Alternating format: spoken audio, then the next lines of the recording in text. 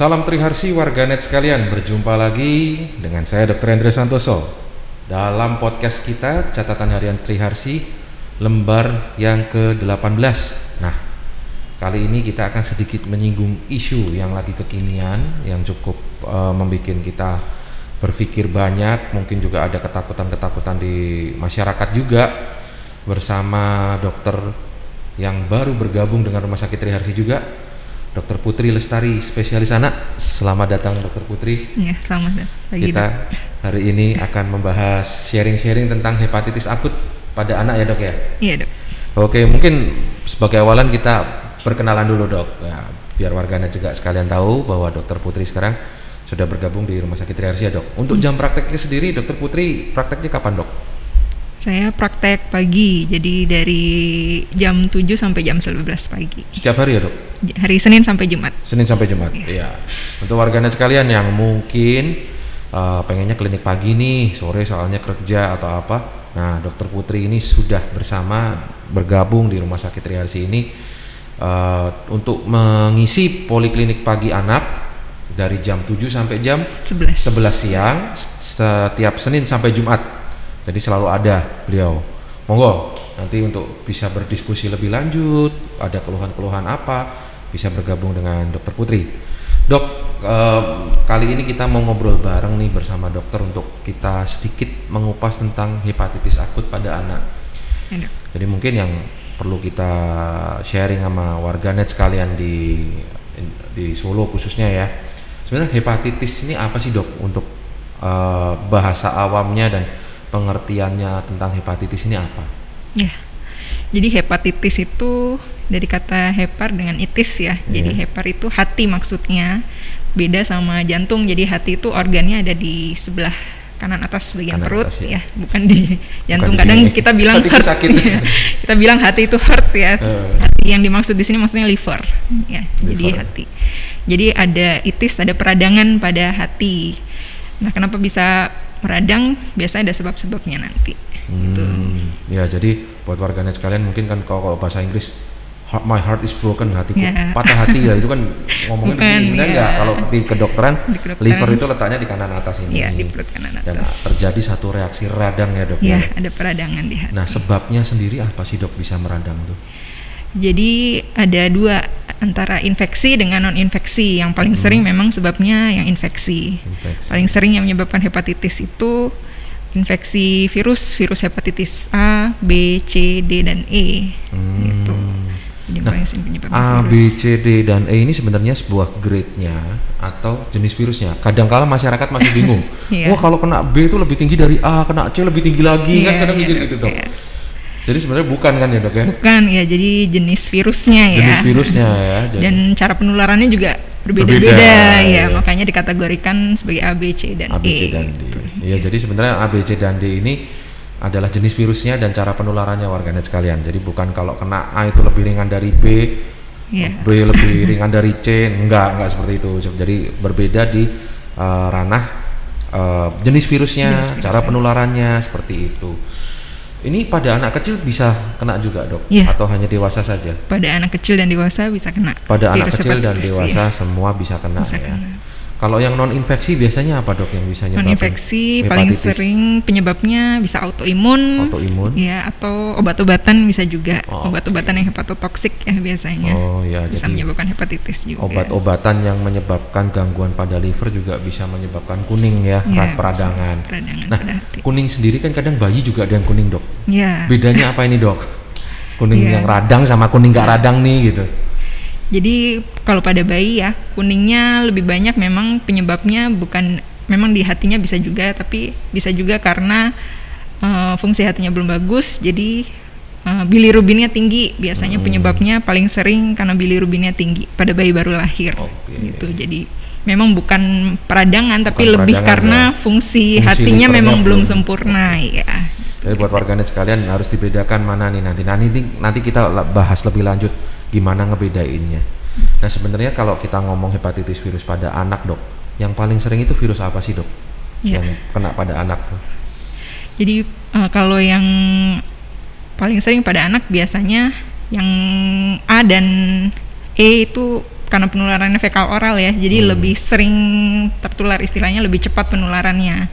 Kalau yang hepatitis B, dia kan memang penularannya melalui darah, cairan tubuh. Jadi paling sering kalau pada anak-anak mungkin biasanya vertikal dari ibu ke anak ya, kalau untuk hepatitis gitu ya. B-nya ya. Jadi pada anak-anak warganet sekalian sama seperti dewasa bisa kena hepatitis virus tipe A, tipe E, tipe B. Kalau tipe A dan tipe E ini kalau kita ngomong fekal oral itu artinya penularannya lewat makanan ya.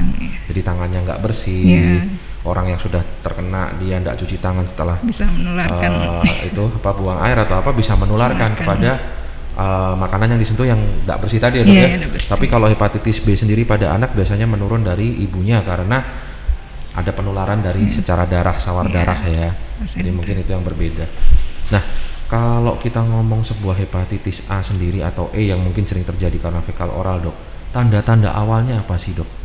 Untuk kita aware nih, wah ini hepatitis nih, jangan-jangan gitu.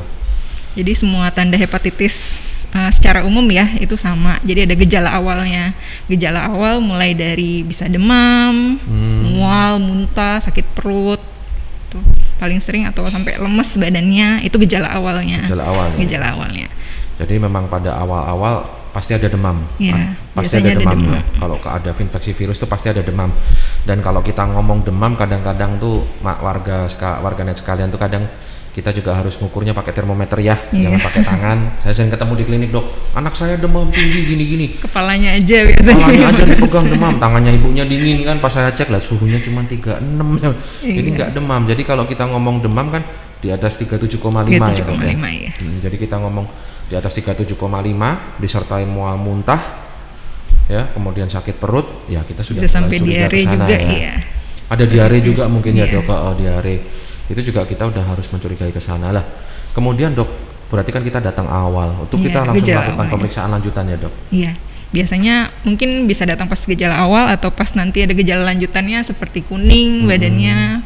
Terus kuningnya itu langsung di badan atau mata dulu, Dok? Biasanya memang paling yang kentara kelihatan karena putih di tubuh kita, yang itu paling jelas ya. Itu mata ya.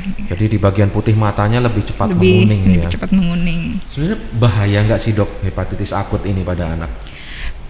Kalau hepatitis akut gejalanya bisa pada anak-anak dia lebih sering, memang banyak yang penyembuhannya, Dok. Tapi bisa sampai fulminan, bisa sampai gejalanya bisa menjadi berat gitu.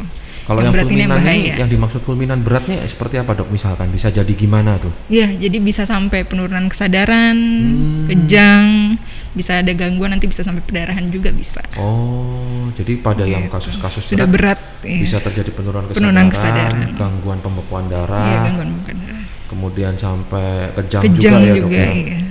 Jadi memang harus diwaspadai sekali.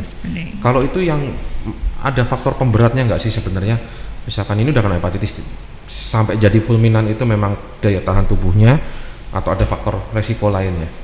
Sebenarnya enggak ada sih, tergantung dari memang individu masing-masing. Ya, kita enggak bisa memperkirakan ini akan menjadi berat.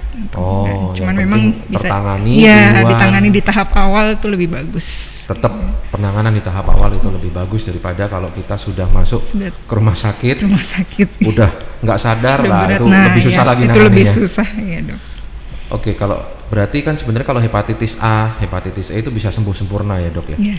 Kalau pada anak hepatitis B sendiri, apakah ada serokonversi atau artinya bisa dia tidak progres atau tetap kita harus awasi, Dok? Tetap harus diawasi, Dok, karena memang harus dikontrol apakah nanti virusnya viral load-nya meningkat atau enggak, memang harus dikontrol. Sebenarnya kalau kita ngomong di usia dewasa kan virus hepatitis B ini tidak bisa sembuh sempurna ya, Dok. Dia masih akan mengendap di situ antara dia replikatif atau tidak, kan seperti itu. Nah, kalau di anak sendiri tetap sama protokolnya, bahwa tetap harus diobservasi juga, Dok. Oke, berarti kan mencegah progresivitasnya ya, berarti ya, Dok ya. Kalau untuk pencegahannya sendiri, Dok, vaksinasi itu sebenarnya berefek tidak? Ya, jadi kalau di anak memang yang, karena kan hepatitis virus ini kalau untuk vaksinasi dia spesifik sifatnya ya. Jadi yang di anak itu yang sudah ada vaksinasinya itu hepatitis A dan hepatitis B. A dan B ya, A dan B yang memang ada vaksinasinya. Jadi yang memang yang bisa dilakukan pencegahan ya untuk yang hepatitis A dan hepatitis B saja. Oh, jadi bisa divaksinasi untuk pencegahan ya. Iya. Dan itu juga bisa nanti kalau mau konsultasi sama Dokter Putri, nanti Rumah Sakit Trinasi siap untuk membantu pengadaan vaksinasinya. Iya. Nah, kalau pasiennya sudah gawat sendiri kan kita berarti ke ICU ya dok, sampai harus masuk ICU ya. Sebenarnya kalau sampai gawat seperti itu, sampai kondisinya penurunan kesadaran, kemudian kalau yang kita dengarkan sampai gagal liver ya dok ya. Iya. Berarti itu tuh harus transplantasi. Iya. Memang kemungkinan terberatnya bisa sampai harus transplantasi hati. Ya. Kalau setelah penurunan kesadaran kejang, andai kata dia sembuh, ada sequelae nggak? Ada gejala sisa nggak untuk anak?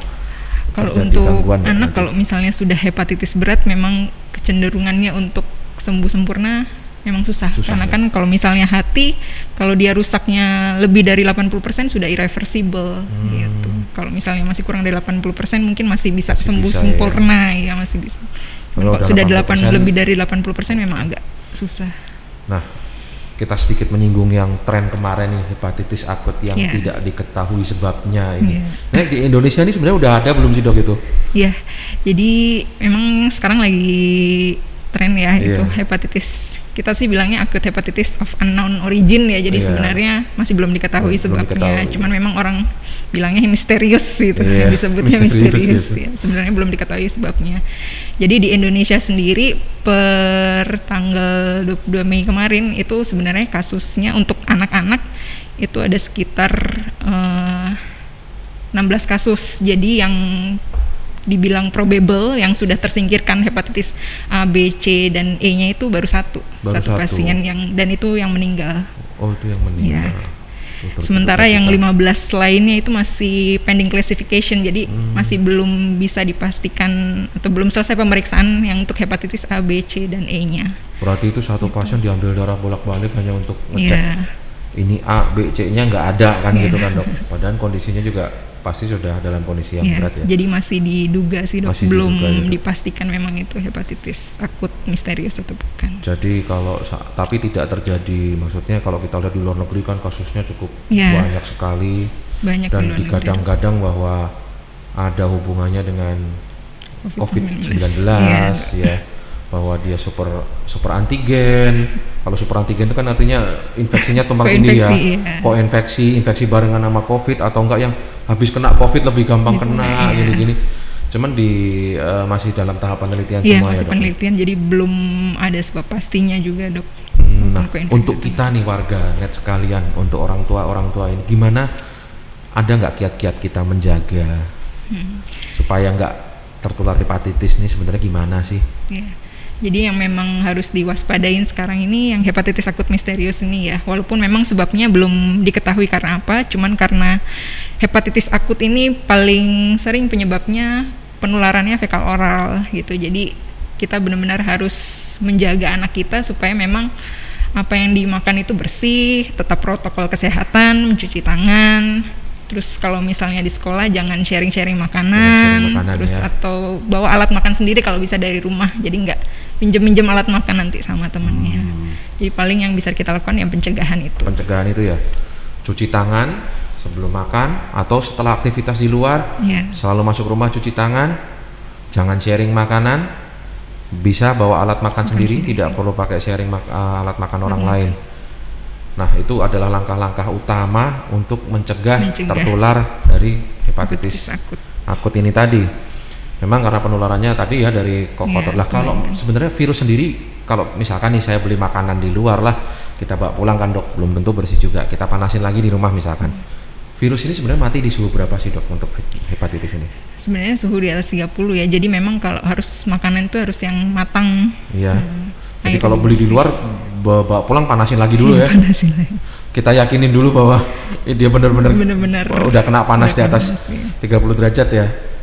Jadi buat warganet sekalian harus jaga benar-benar. Bukan berarti nggak boleh jajan, enggak, kasihan juga nanti yang dagang nggak jajan.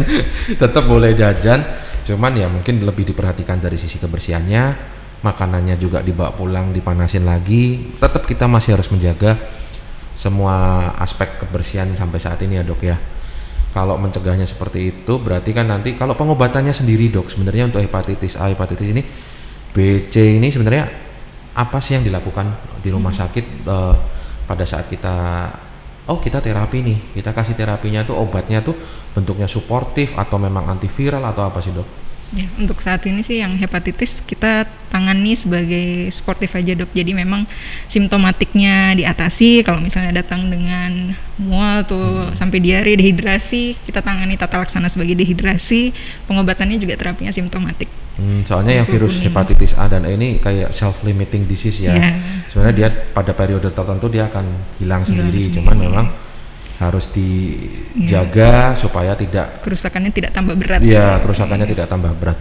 Jadi mungkin dikasih vitamin-vitamin dan obat-obatan untuk melindungi livernya dan mengurangi gejala-gejala keluhan lainnya ya, Dok ya.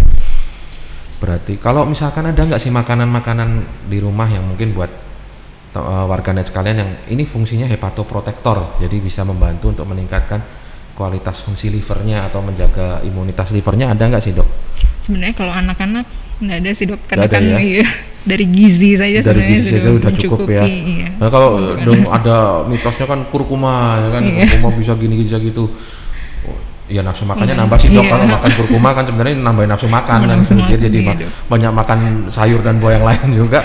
Jadi tetap pola hidup sehat untuk anak. Jadi warganet sekalian, sayur, buah, susu buat anak, jadi itu sangat penting banget ya. Jadi jangan dibiasain malah nanti anaknya jajan ciki dan lain-lain. Dia mau makan kenyang duluan. Itu yang sering kita hadapin di klinik, Dok. Waktu saya praktek ini, anak saya nggak mau makan. Pas saya tanya, jajan berapa kali, Bu, sehari? 5 kali cemilan ya. Ya gimana mau makan, Bu, kenyang sama cemilan ya. Jadi cemilan bentuk apapun itu, makanan kemasan maupun yang diolah di sekitaran kita, untuk anak-anak lebih baik tetap dibikinin sendiri. Mungkin banyak kok sekarang di YouTube dan media sosial lainnya bagaimana menyajikan makanan menarik ya untuk anak. Memang kalau anak-anak itu agak rumit, harus nyari selahnya dulu supaya makan sayurnya dibentuk panda, dibentuk apa ya, Dok ya. Oke, nih kita banyak banget terbuka. Jadi perbedaannya itu kalau itu ada suatu radang, suatu proses infeksi di sana yang harus segera ditanganin untuk mencegah perburukannya, dan kita juga harus banyak-banyak menjaga diri saat ini, jangan kendor walaupun sudah dicanangkan boleh lepas masker di tempat terbuka. Bukan berarti terus kita kendor terhadap protokol kesehatan, karena mungkin nularnya bukan lewat udara tapi bisa lewat makanan ya, Dok ya. Terima kasih atas sharingnya, Dokter. Mungkin lain waktu kita akan bahas yang kuning yang bukan siap, Dok. Yang bukan infeksi ya. Jadi biar warganet sekalian bisa membedakan, oh ini kuningnya infeksi, oh ini kuning yang bawaan lari lahir. Karena kuning pada anak itu juga banyak. Nanti mungkin pada episode-episode selanjutnya bisa kita kupas lagi lebih dalam. Nih, terima kasih sekali sharing-sharingnya. Mungkin ada pesan dan kesan buat warganet sekalian? Ya. Jadi untuk hepatitis akut ini, terutama yang hepatitis akut misterius, supaya orang tua itu tidak panik ya. Jadi kita cukup waspada saja, tahu gejalanya, kapan memang harus dibawa ke Vaskes atau fasilitas kesehatan supaya nanti dapat penanganan yang baik dan tidak menjadi atau berkelanjutan menjadi berat. Itu saja. Jadi tetap waspada, jaga diri, jaga anak-anak, dan jangan ragu untuk membawa ke rumah sakit, ke fasilitas kesehatan terdekat. Jangan ragu juga bawa ke Dokter Putri di Rumah Sakit Triharsi setiap Senin sampai Jumat jam 7 sampai jam 11. Oke, warganet sekalian, kita nanti berjumpa lagi di lain waktu di episode-episode selanjutnya. Terima kasih banyak Dokter Putri atas waktunya. Sama-sama, Dok. Saya Dr. Andrew Santoso dan Dokter Putri Lestari SPA. Salam Triharsi. Ciao.